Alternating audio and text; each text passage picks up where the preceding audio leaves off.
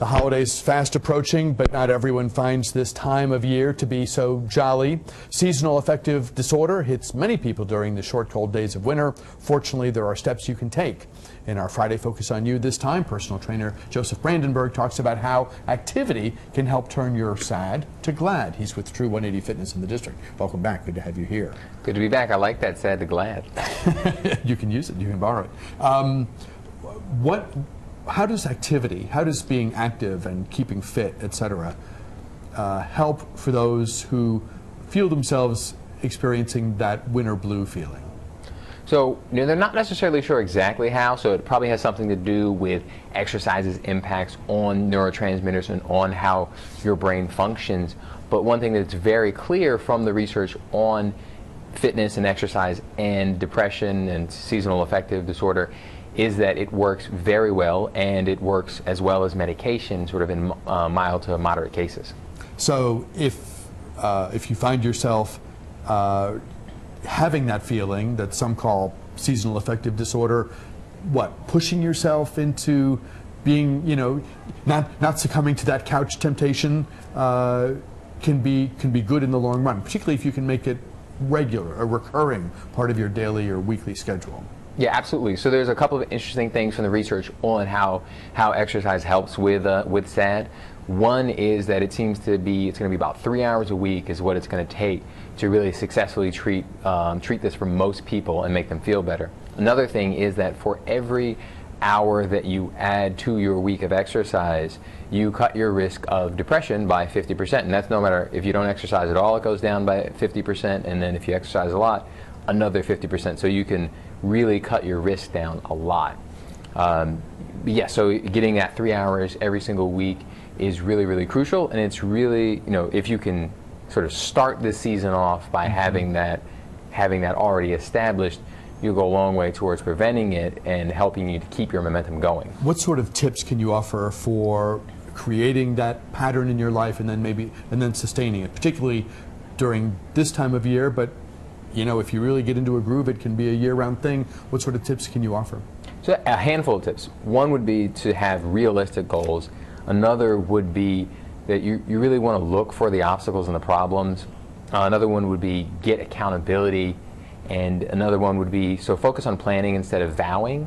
And the last one would be, excuse me, have fun. So don't do boring things. And to give you like a little bit more detail on each of those. So the first one, with setting realistic goals. You do not need to work out 4, 5, 6, 7, 8 hours a week in order to get the benefits. And that's, when you start getting more than 5 hours a week, that's very difficult for most people's lives. Right. 3 is already a challenge, to be honest, is already a challenge, but that's going to get you some great results in terms of your emotional well-being, but it's also going to get you some really great benefits in terms of, body composition changes or just general fitness or sports. So for the second one, when you're starting this out, this is not the time that you want to be sort of very optimistic or just focus on how confident you are in your ability to get this done. This is the time to be pretty much pessimistic and sort of negatively go through and look. Where are the problems going to be? For example, if you are intending to work out at home, well, think about how could this go wrong? Because I know for myself, if I'm trying to work out at home, I almost always end up just watching television instead. So for me... Or your daughter is like, Daddy, play with me. So, just kind of, as much as I would love to work out at home, it's not going to happen, so I need to work out at another place.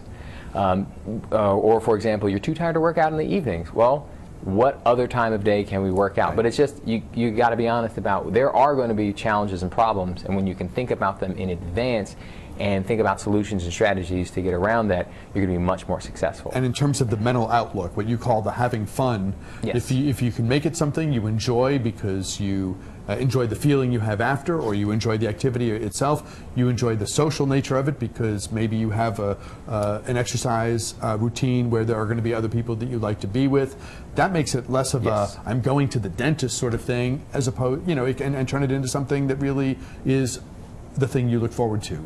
Absolutely. So walking on a treadmill, it's an exercise that is so boring that most people have to watch television in order to get through it. So if you have to watch television in order to do the exercise, look at something else.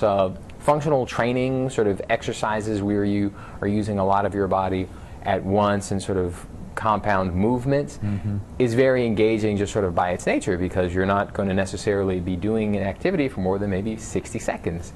And there's sort of built-in variety, and you're sort of looking at progressing over time. So it sort of has a built-in engagement factor, unlike, you know, kind of just walking slowly on a treadmill, which is just really, really boring. Josef Brandenburg is a personal trainer. He's at True 180 Fitness downtown. He is part of our Friday Focus on You rotation. Great advice for, as we said at the outset, turning your winter sad to glad.